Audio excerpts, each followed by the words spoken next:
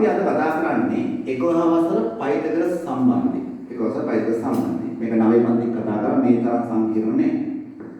අපි සාමාන්‍ය අදහසක් වශයෙන් දන්න ඕනේ මේ පයිතගරස් සම්බන්ධය කතා කරන්නේ ඍජු කෝණී ත්‍රිකෝණ සඳහා පමණයි. වෙන කිසිදු ත්‍රිකෝණයක ගන්න බෑ.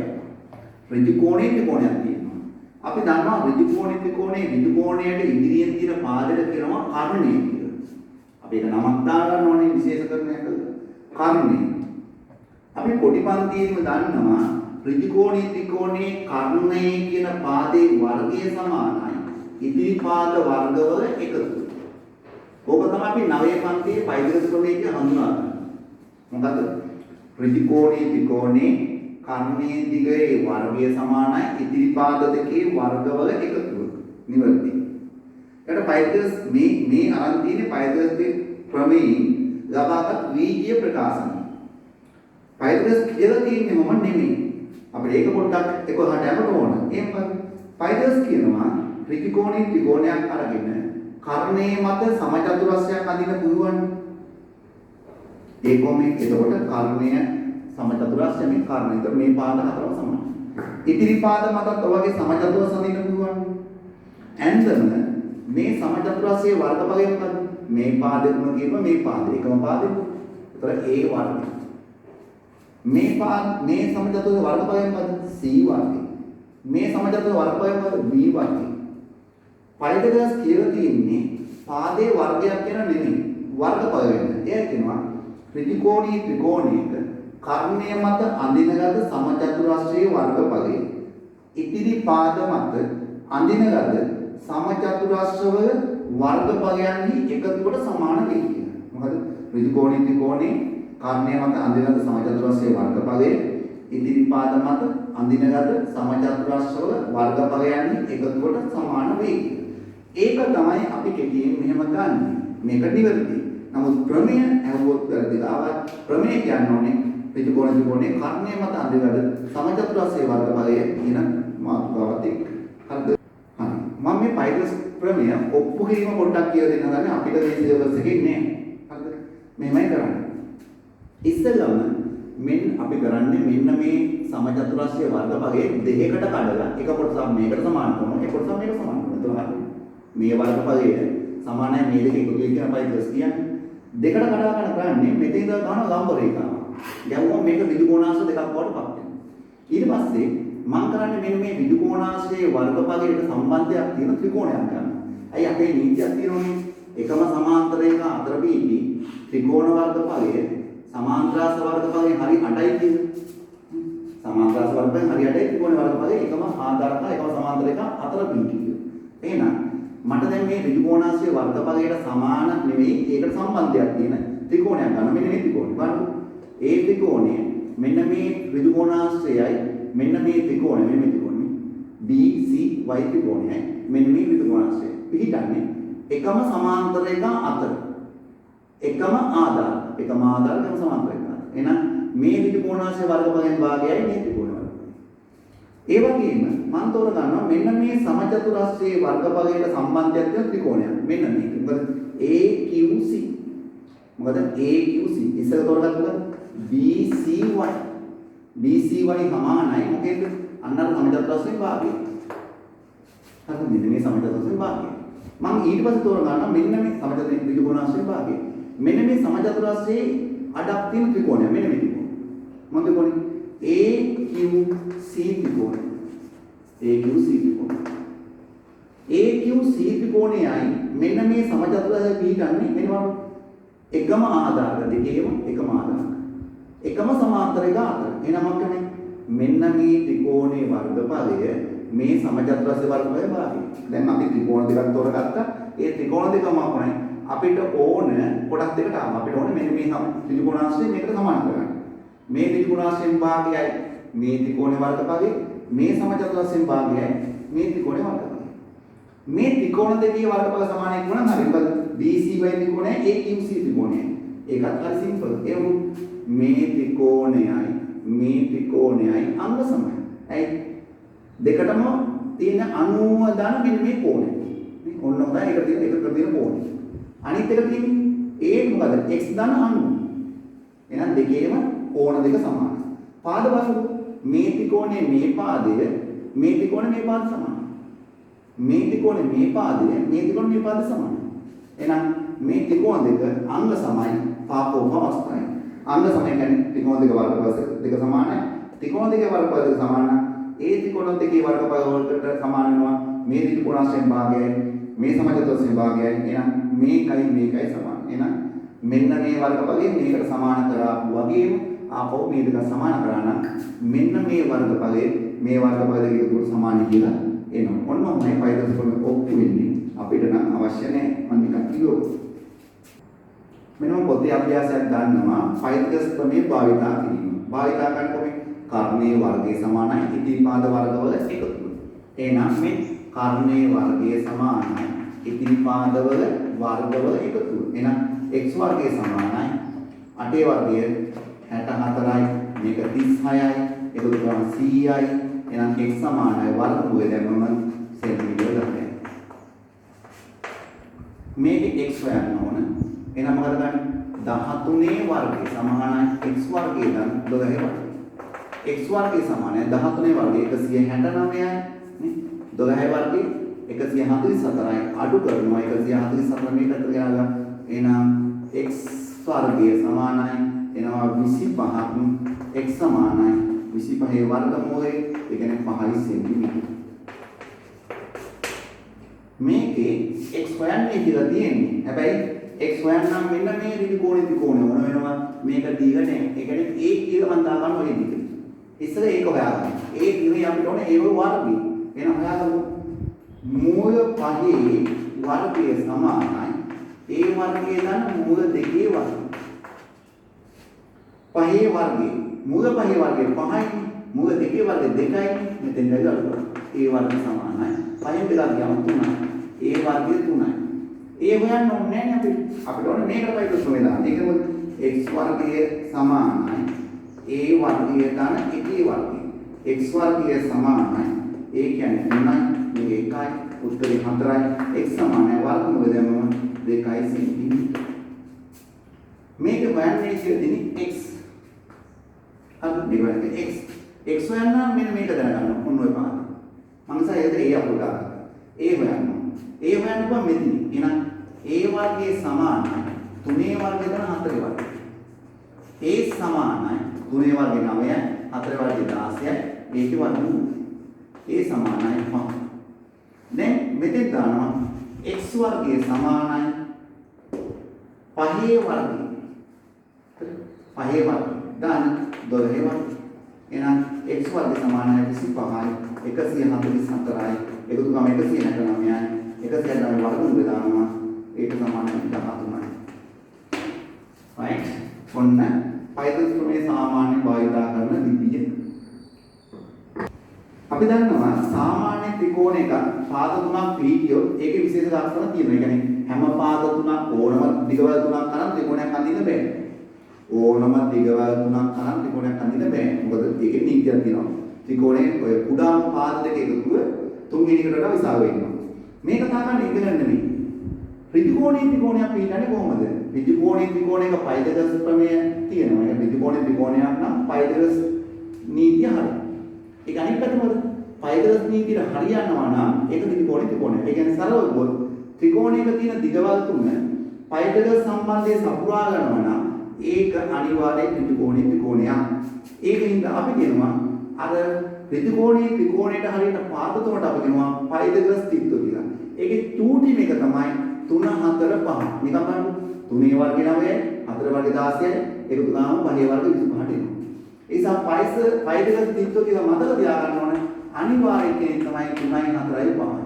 තව මතක තියාගන්න ඕනේ මෙයාගේ ගුණාකාර. මොන ගුණාකාර? දෙකෙන් ගුණකරොත් 6යි 8යි 9යි. තුනෙන් ගුණකරොත් 9යි 12යි 5යි. 10න් ගුණකරොත් 30යි 40යි 50යි. එහෙනම් මතක තියාගන්න යුතු තිත්‍ය තමයි ඕක. තව එකක් තියෙනවා ජනප්‍රිය එකක් ගොඩක් තියෙනවා.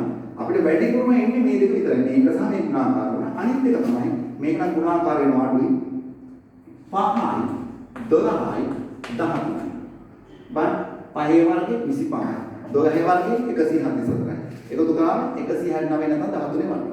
එහෙනම් විශේෂයෙන් මතක තියාගන්න ඕන 3 4 5 6 ගුණාකාර ඊට අමතරව පයිසක තිත්‍යයක් තියෙනවා. මොකද 5යි 12යි 13යි. අපි නහුවොත් එහෙම කිසියම් ඉලක්ක තුනක් දෙක පයිසක තිත්‍යට ගැලපෙනවද කියලා මොකද ගන්න? අපි ගන්නේ මේ දෙක වර්ග කරලා එකතු කරලා බලනවා මේකේ වර්ගයට සමානද කියලා. එහෙම වෙනවනම් ඒක පයිසක තිත්‍යට ගැලපෙනවා. ඒ වගේම ඒ අගයන් තුන තියෙනක ත්‍රිකෝණී ත්‍රිකෝණයක් වෙනවා. හරි. මිශ්‍ර අභ්‍යාසය තමයි අපි කරන්නේ. මිශ්‍ර අභ්‍යාසය හදන්නේ සියලු ගණන් ටික නිරූපණය වෙන්න.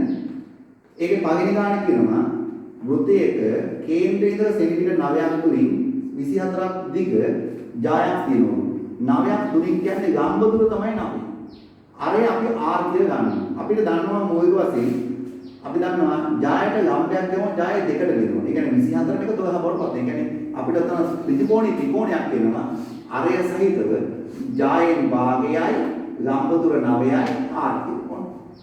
එහෙනම් අපි පයිදස් ක්‍රමේ දානවා. r වර්ග සමානයි 9 වර්ග දාන 12 වර්ග. එහෙනම් ඕන අර බාරක 3 4 ගානේ තියෙන්නේ. 3 4 කී ගුණේ තියෙන්නේ? 3 ගුණේ. 3 4 එහෙනම් මේ ඉන්නේ 5යි 5 3 ගුණේ මොකද? 15 ඉන්නෝනේ. නිකන් r වර්ග සමානයි 9 වර්ග 81යි 12 වර්ග 144යි ඒකු ගාම 225යි r වර්ගය. එහෙනම් r සමානයි 225 වර්ගමූලය 15 සෙන්ටිමීටර. right? ඒක දෙවෙනි ගාන කියනවා AB සෙන්ටිමීටර 2යි BC සෙන්ටිමීටර 3යි ත්‍රිකෝණී ත්‍රිකෝණයක් නිර්මාණය කරනවා. ඒක නිර්මාණය කරන්නේ මම ගන්න වෙන වැඩක් කියලා දෙන්නේ. අපිට මේකෙන් පුළුවන් කර්ණී වලට නිශ්චිත අගයක් ගන්න බෑ. හැබැයි කර්ණීයට යම්කිසි අගයක් මේකෙන් ගන්න පුළුවන්. උදාහරණයක් මම මේක නිර්මාණය කරනවා. රේඛාවක් ගන්න කරන විදිහ කියන්නේ සෙන්ටිමීටර 3ක් ගන්නකොට මම ලොකුවට ගන්න කරේ. ඔකට දිග පේන්න ඕන නිසා BC ඊට පස්සේ ආකට මෙතෙන් තියලා ලම්බයක් නිර්මාණය කරගන්නවා.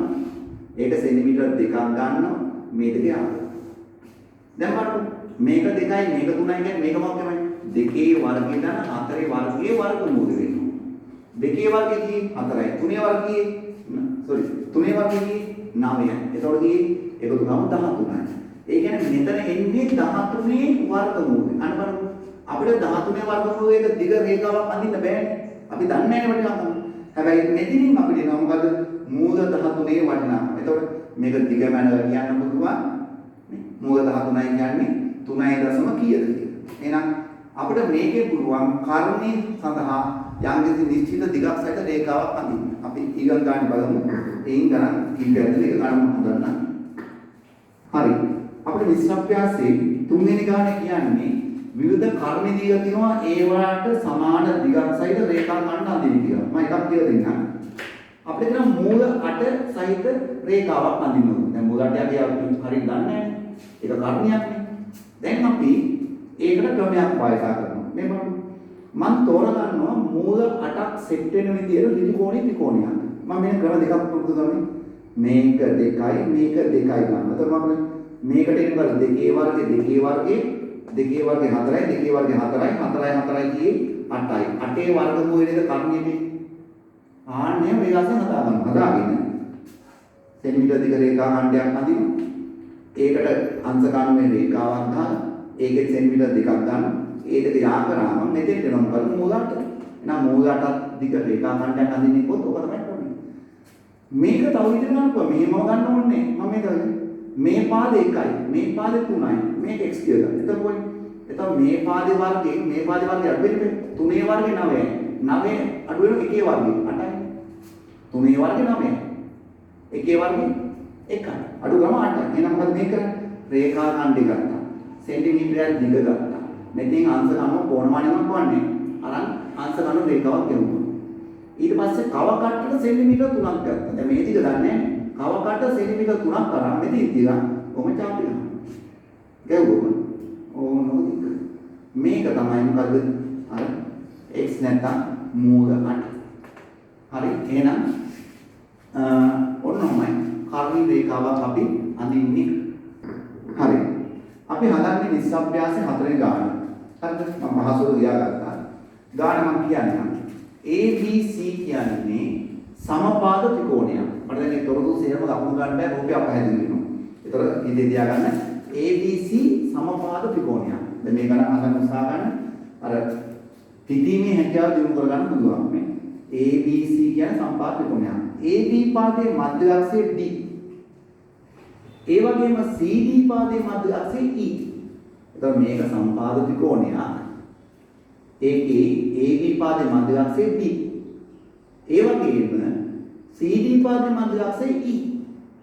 දැන් අපිට කියනවා මෙන්න මේ පාදේ, ඒ කියන්නේ AE අපිට ඔප්පු ගන්න කියලා තියෙන්නේ මේක.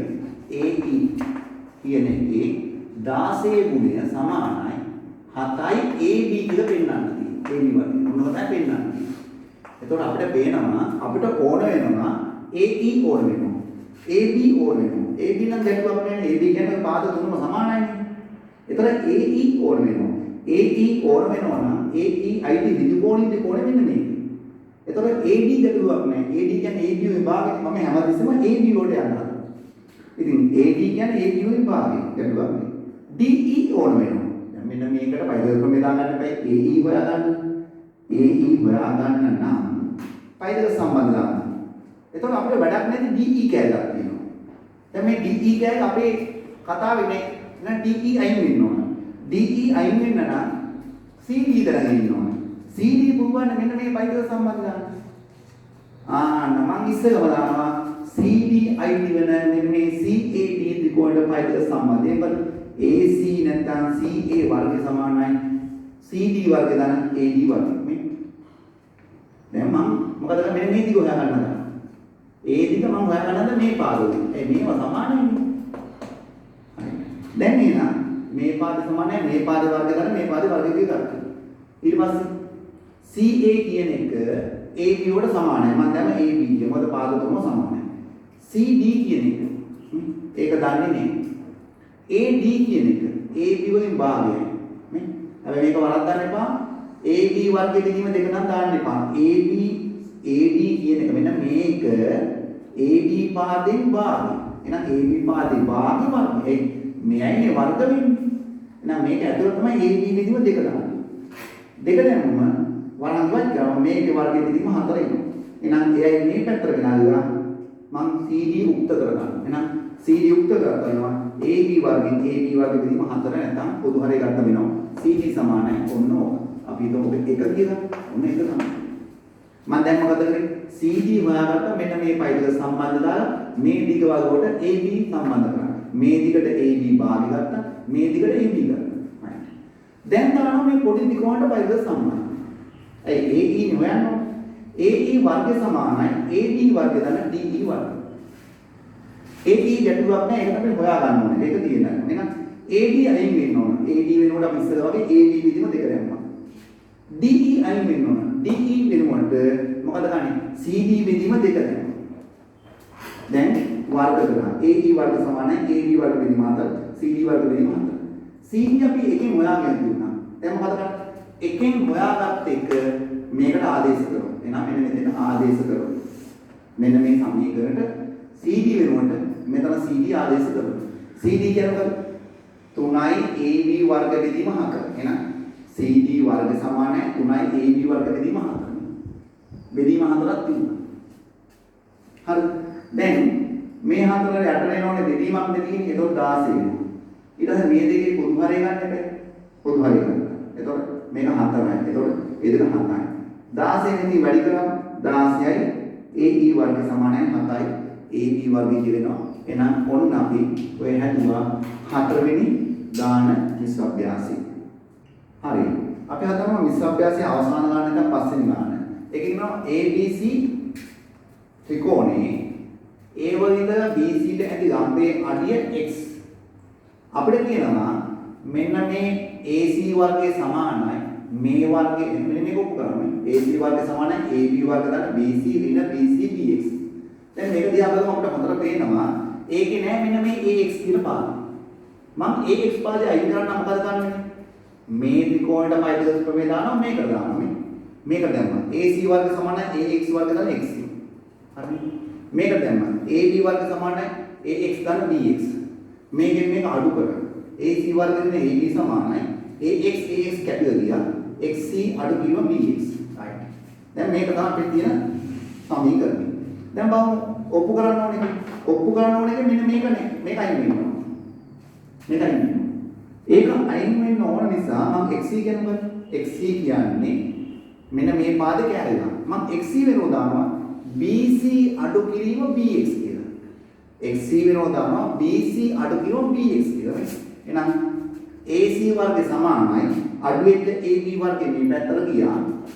XC වෙනකොට දැම්මා XC වෙනකොට දැම්මා BC වයින් අඩු කිරීම BX කියලා මේ. වරන් නැතුව දාන්න ඔය වර්ගපදයක්. දැන් අපිට කියනවා AC වර්ගය කියනවා AB මෙහාට ඇවිත් දෙනවා අර අඩු වෙච්ච BX කියනවා CX වෙනුවට අපි මොකද කරන්නේ BX අඩු කරනවා BC අඩු කරනවා BX කියලා ගන්නවා. මොකද CX සමානයි BC වලින් BX අඩු කරනවා. දැන් පූර්ණ වර්ග ප්‍රසාරණය බලමු. මේකේ වර්ගයේ පද දෙකේ ගුණිතයේ දෙගුණය මේකේ වර්ගය. එහෙනම් දෙගුණ AB වර්ගය මේකේ වර්ගයේ පද දෙකේ ගුණිතයේ දෙගුණය BX වර්ගයේ තිබිච්ච BX වර්ගය. එහෙනම් ඒ දෙක කැටගෙන යනවා. ඉතුරු වෙන්නේ AC වර්ගය සමානයි AB වර්ගය දාලා BC වර්ගය මෙන්න BC ගුණ කිරීම BX නේ. එහෙනම් ඕක තමයි සාධනය අවසන් ගන්න. ඉතින් උත්සාහ කරලා බලන්න. අනේ ගැටලුවක් තිබුණොත් එහෙම දාන්න. ඔය ගණන් ටික දෙපාරක් උත්සාහ කරනවා. එහෙනම් පෙරදෙස් මේ අවසන් සබ්ස්ක්‍රයිබ් කරන්න බලන්න.